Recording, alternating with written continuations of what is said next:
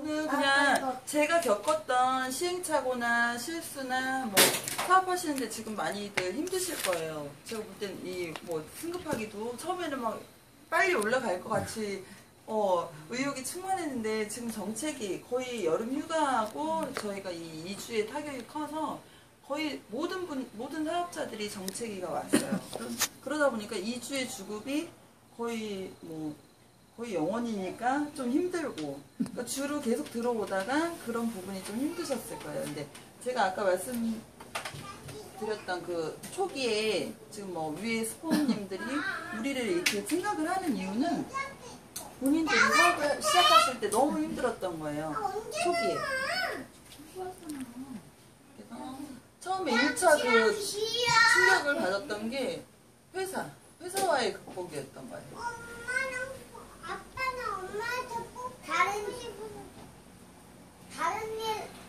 시크릿이라는 사업을 처음 시작은 했는데 제품도 안 오고 전화도 안 받고 저희 2줄 바이널인데 전산 들어가 보면 막 4줄 돼 있고 이런 시행착오를 막 겪은 거예요. 2년 전에는. 이러다 보니까 내가 분명히 2줄에서 이렇게 해가지고 넣었는데 수당이 안 나오는 거예요. 그래서 전화를 해보면 이 사람이 여기 들어와 있고 막 이런 회사의 그 시행착오가 있었던 거예요. 이런 거를 다 겪으시고 택배도 안 와서 정말 욕을 어떤 막 해가지고 난리를 막 진짜 그렇게 하면서까지 욕을 들어 먹었지만 그래도 버티신 거예요. 택배 자기 명절 때 그냥 자기네 주소로 한꺼번에 다 와가지고 그거 일일이 또 막 전달해러 다니고 그 10만원 오토십이 되게 중요하잖아요.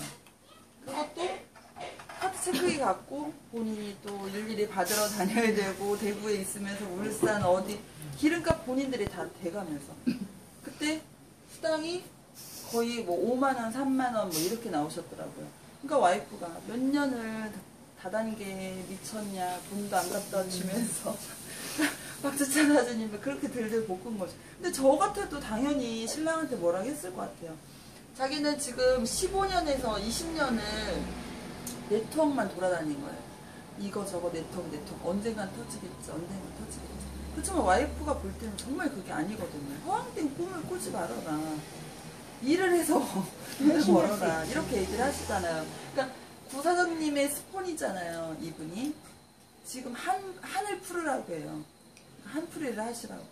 15년, 20년 동안 떠돌고 돌아와서 우리가 시크릿을 만난 거다. 그렇기 때문에 그 수입을 받고 지금은 즐기셔도 된다고. 어느 정도. 와이프도 정말 지금은 당당하게 또 얘기를 하시고 하니까.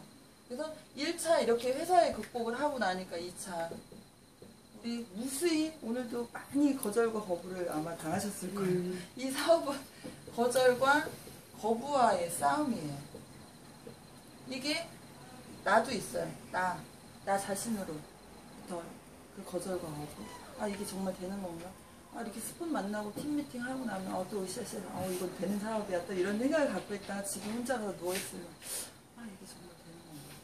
얘기했다가 또 사업 잘못되면 이런 식으로 혼자 그 고민을 되게 많이 해요. 그러니까 일단은 나를 극복하셔야 돼요. 나를 극복하고 자신감으로 하는 사업이기 때문에. 그리고 정말 자신 있게 갑이 돼서 하는 사업이요. 충분히 그런 사업이 돼요. 나중에 이제 사업에 대한 확신이 생기신다면 충분히 아실 거예요. 2차 거절, 진짜 듣기도 싫다. 아예 그 뒤부터는 저희 전화도 안 받는 경우도 상당히 많습니다. 그리고 스폰이라고 해서, 처음부터 이렇게, 김 사장님이나 우 사장님 오늘 처음 뵀지만, 모르실 거예요. 저도, 두세 달 해가지고 1,000만원 버는데, 저도 무수히 거절과 거부를 되게 많이 당했어요. 하루에 10번씩 까이고 다니는 거예요. 10번 얘기했는데 10명 다 까요. 집에 들어갈 때는 얼마나 허무해요. 그리고 200만원, 몰래 했는데 이게 들키면 큰일 났는데. 진짜 저도 똑같은 그 초기 사업자들이 가지는 그 고민을 똑같이 다 해요. 그거를 극복하시고 넘으시면 되는 거예요.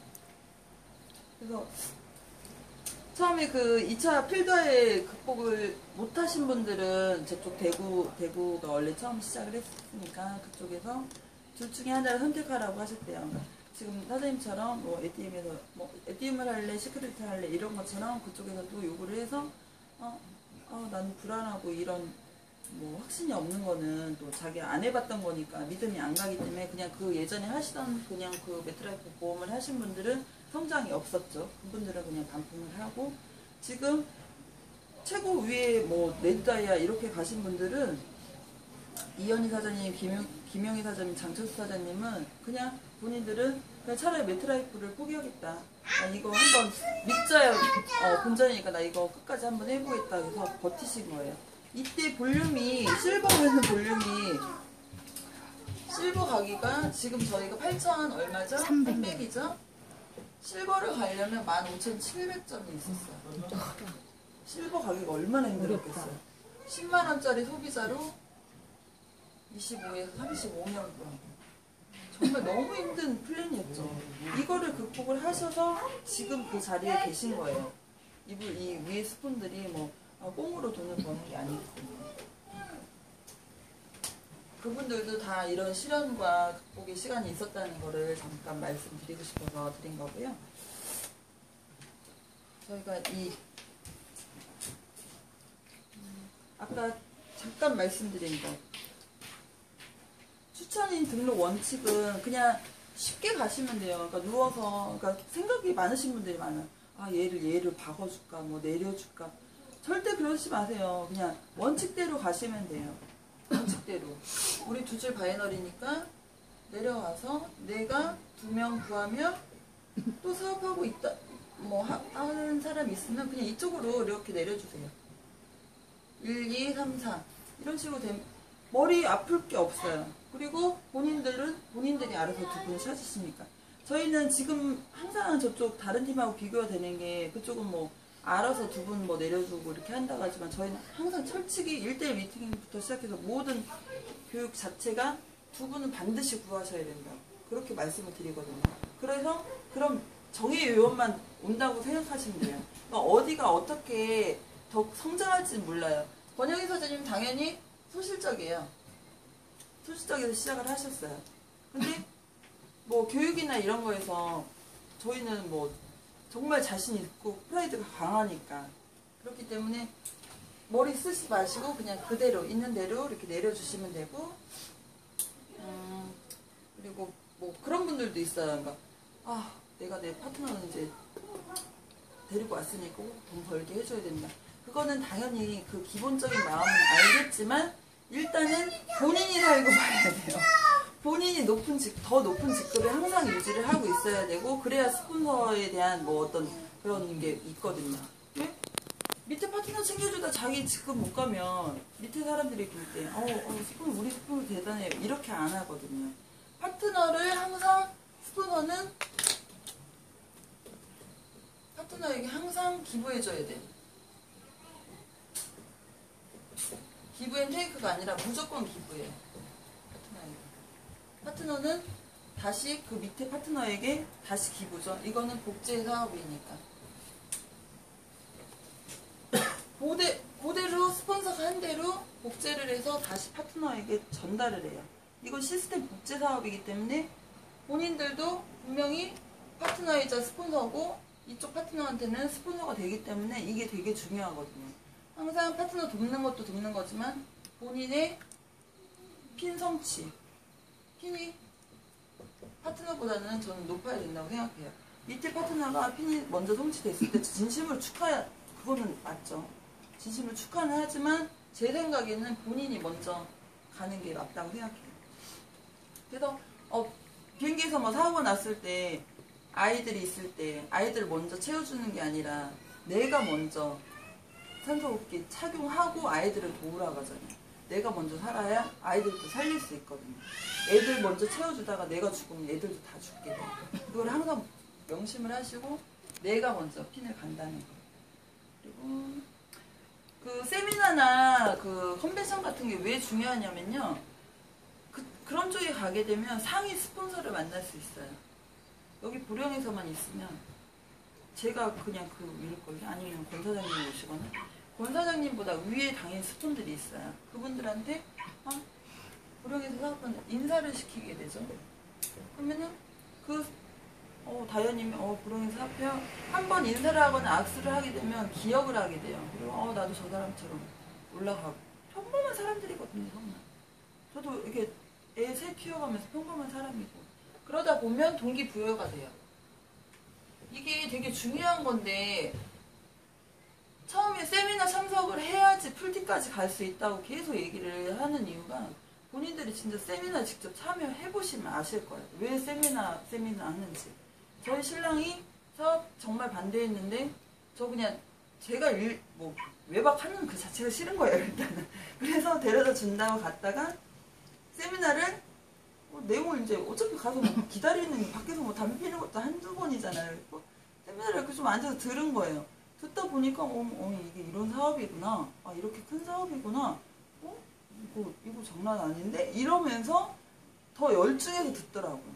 세미나 한 번 딱 듣고 1박 2일 딱 듣고 나서 완전히 이 사람이 마인드가 바뀐 거예요. 그 정도로 사업에 대한 확신도 섰고 그래서 자기 지인한테 얘기도 하게 되고 그 전엔 정말 그랬던 사람이 아니었기 때문에 세미나는 꼭 참석을 하셔야 되고 스폰서들이 고령으로 오시죠. 한 달에 4번 오시죠. 그러면 그때 우리는 이제 사업 설명회를 듣잖아요. 권 사장님이 얘기하시는 부분이 그거예요. 나는 너희들을 위해서 지방을 전국 어디든 제주도든 어디든 다니는데 내가 있는 곳에 너희가 한 달에 한 번 오는데 그게 그렇게 힘드냐는 거죠.